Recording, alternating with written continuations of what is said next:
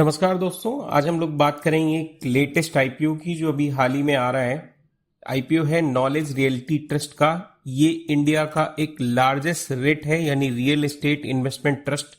तो आइए हम लोग जानते हैं इसके बारे में कि इस आईपीओ को हमें सब्सक्राइब करना चाहिए या नहीं। सबसे पहले हम लोग बात करते हैं यानी नॉलेज रियल्टी ट्रस्ट का जो करंट पोजीशन है वो क्या है।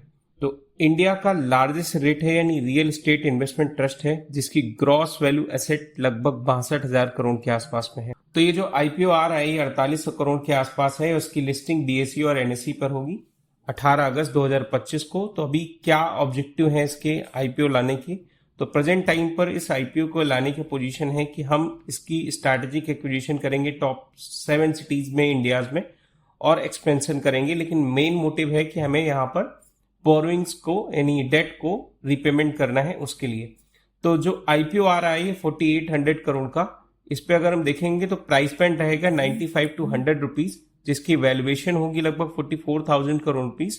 और इसका ओपनिंग है यानी कल के दिन 5 अगस्त 2025 को। क्लोज हो रहा है ये 7 अगस्त 2025 को और लिस्टिंग इसकी होगी 18 अगस्त 2025 को। प्रेजेंट टाइम पर अगर हम बात करें यानी जो नॉलेज रियल्टी ट्रस्ट है उसका क्या फाइनेंशियल बैकग्राउंड है, अगर हम देखें तो नेट ऑपरेटिंग इनकम जो है इनकी 3,432 करोड़ है FY25 में, और उनका प्रोजेक्शन है हम 5,500 करोड़ रुपए तक 2029 में लेकर जाएंगे। और प्रेजेंट टाइम पर अगर हम बात करें डिविडेंड यील्ड की, तो डिविडेंड यील्ड भी यहाँ पर 7.5% से ऊपर है और 7.5% के ऊपर अगले 3 सालों में बनाए रखने का अनुमान रखते हैं।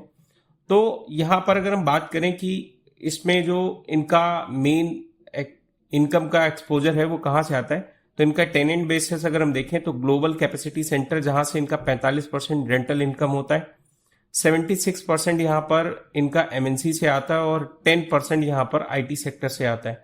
चूंकि ये इंडिया का लार्जेस्ट यहाँ पर रेट है यानी रियल एस्टेट इन्वेस्टमेंट ट्रस्ट है, तो यहाँ पर देखें अगर हम 90% ऑक्यूपेंसी इसकी बनी रहती है और इसका मिनिमम एवरेज जो लीजेबल टाइम है वो 8.6 ईयर्स है।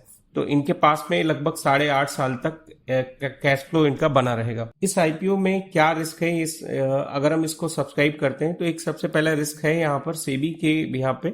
सेबी यहाँ पर जो रिस्क की लिमिट्स हैं उनको चेंज कर सकती है, तो ये एक रेगुलेटरी रिस्क रहेगा।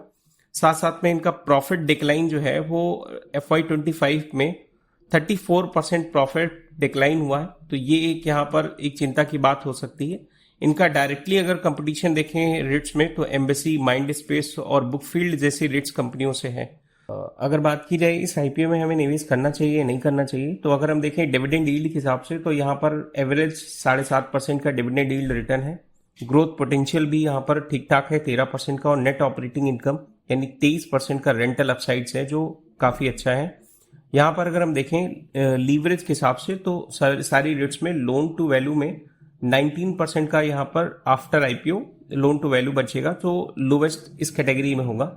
और मार्केट लीडरशिप के हिसाब से अगर देखें तो ये इंडिया का लार्जेस्ट रेट्स है और इसकी स्ट्रॉन्ग बैकिंग है ब्लैकस्टोन और सत्ता ग्रुप से। तो यहाँ पर हम देख सकते हैं कि इसका जो बैकएंड है वो काफी अच्छा स्ट्रॉन्ग है और लार्जेस्ट अपने सेक्टर्स की सेगमेंट्स की रेट्स कंपनी है। अगर इस सारी कैटेगरी को देखा जाए तो ये एक अच्छा आईपीओ माना जा सकता है। अगर आप चाहते हैं इस आईपीओ में हमें इन्वेस्ट करना चाहिए तो अपने फाइनेंशियल एडवाइजर से जरूर पूछें। ये मेरी पर्सनल ओपिनियन है। और अगर आप चाहते हैं इसी तरीके के अपडेट्स आपको मिलती रहे तो हमारे चैनल को लाइक करें और सब्सक्राइब करें। Thank you.